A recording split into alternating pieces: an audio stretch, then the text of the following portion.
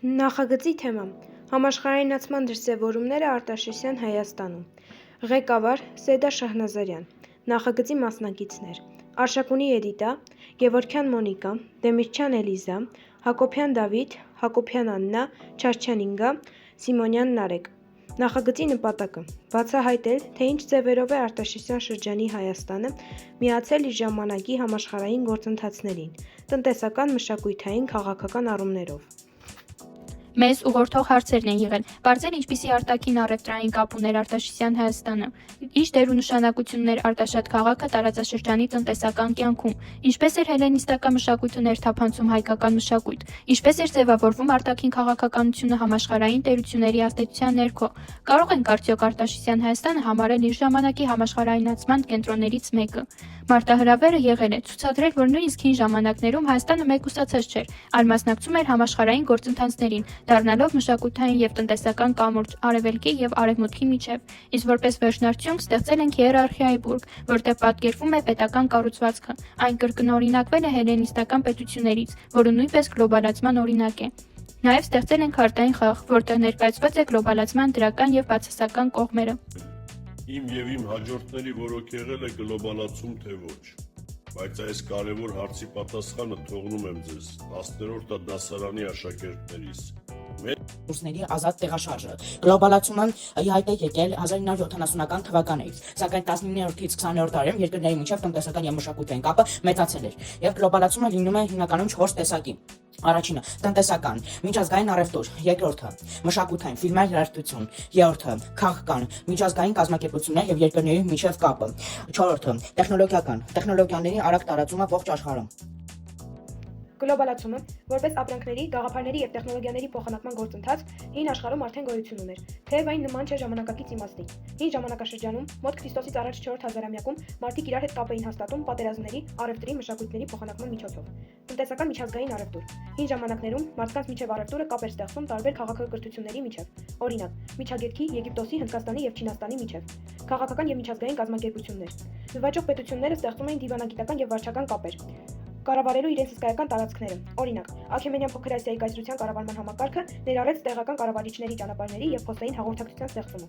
Տեխնոլոգիաների տարածումը։ Տարբեր ժողովուրդներ փոխանակվում էին տեխնոլոգիաներով։ Օրինակ, ոսկերչության, ոստիկանական կառավարման, ռոռոկման համակարգերի եւ հեծյալների տեխնիկայի ոլորտներում։ Պարսկաստանում, Չինաստանում եւ Եգիպտոսում օգտագործվում էին նոր պլանային եւ ջրանցքային տեխնոլոգիաներ, որոնք արագ տարածվում էին տարածքային ընդլայնման միջոցով։ Այս գործընթացը նպաստեց մարդու զարգացմանն ու միջազգային համագործակցության ձևավորմանը։ Արտաշեսյան Հայաստանը գտնվում էր կարևոր փաստացի գլոբալ ուղիների խաչմերուկում։ Մետաքսի ճանապարհներ՝ Չինաստան, Կենտրոնական Ասիա, Հայաստան, Միջերկրական, հյուսիս-հարավ առևտրական ուղիներն էին՝ Սևծով, Կովկաս, Հայաստան, Մերձավոր Արևելք։ Այս ճանապարհներով անցնում էին բազմաթիվ արտադրանքներ եւ ապրանքներ։ Արտանվող հիմնական ապրանքներն էին մետաղներն ու հանքանյութերը, գինիներն ու գյուղատնտեսական արտադրանքները, նուր պարեսները եւ կենդանների ու կաշվի արտադրանքները, որոնք պահանջված էին թե տարածաշրջանում, թե տարածաշրջանից դուրս։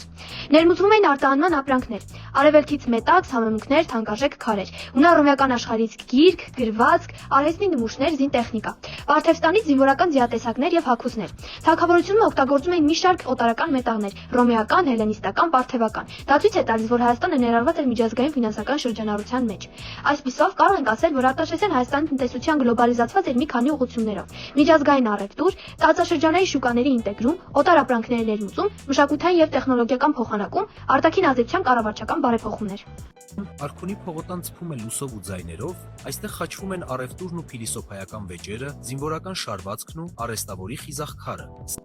Արտաշեսյան Հայաստանում մշակութային գլոբալիզացիան հիմնականում դրսևորվել է հելենիզմի ընդունման եւ տարածման միջոցով։ Այս գործընթացի առանցքային դրսևորումներից էին քաղաքաշինությունն ու ճարտարապետությունը։ Արտաշես առաջինի եւ Տիգրան Մեծի կողմից հիմնադրված նոր մայրաքաղաքները, Արտաշատն ու Տիգրանակերտը, կառուցված են եղել հելենիստական քաղաքաշինության սկզբունքներով։ Օրինակ, ունեին ուղղանկյուն հատակագիծ, պարիսպներ, ագորա եւ այլն։ Կրոնական սինթեզի ընթացքում տեղի էր ունենում հայ աստվածների նույնացումը հույն աստվածների հետ։ Օրինակ, Արամաստ, Զևս, Անահիտ, Արտեմիս, Միհր, Հելիոս եւ այլն։ Այս սինթեզը թույլ է տալիս հայկական պաշտոնյանքների դառնալ հելենիստական աշխարհի ընդհանուր մշակութային տարածքի մաս։ Լեզու Արտաշեսյանների շրջանում պաշտոնական գրագրության մեջ շատ կարևոր դեր է զբաղեցնում արամեերենը, որպես միջազգային առևտրային լեզու, սակայն հունարենը նույնպես օգտագործվել է արքայական մետաղադրամների վրա մակագրելու համար, ինչը վկայում է միջազգային լեզվական նորմերին հետևելու մասին։ Արվեստ եւ դրամագիտություն Արտաշեսյան արքաների հատած մետաղադրամները, որոնք պատկերում էին հելենիստական ոճի դիմանկարներ եւ հունական լեգենդներ, ոչ միայն տնտեսական գործիք էին, այլև մշակութային հաղորդագրություն, ուղղված հելենիստական աշխարհին։ Չնայած նրան, որ պետք է ներկայացնենք գլոբալացման գործընթաց Արտաշեսյանների օրոք, մենք փոքր-ինչ շեղվել ենք թեմայից եւ ցանկանում ենք ներկայացնել, որ գլոբալացումը այնպիսի գործընթաց է, որը եղել է դեռևս մեր թվարկությունից առաջ, բայց մինչ օրը շարունակվում է։ 21-րդ դարում գլոբալացումը արագացել է շնորհիվ ինտերնետի, սոցիալական մեդիայի, համաշխարհային առևտրի եւ տրանսպորտի զարգացման։ Այն հնարավորություն է տալի երկրների միջև արագ կապ հաստատել, փոխանակել գիտելիք, մշակույթ եւ նորարարություն, հեշտացնել ապրանքների եւ ծառայությունների շրջանառությունը։ Բայց գլոբալացման հետ կապված կան նաեւ խնդիրներ՝ ազգային մշակույթների միօրինակացում, տնտեսական անհավասարություն, բնապահպանական վտանգներ, համահարթեցում։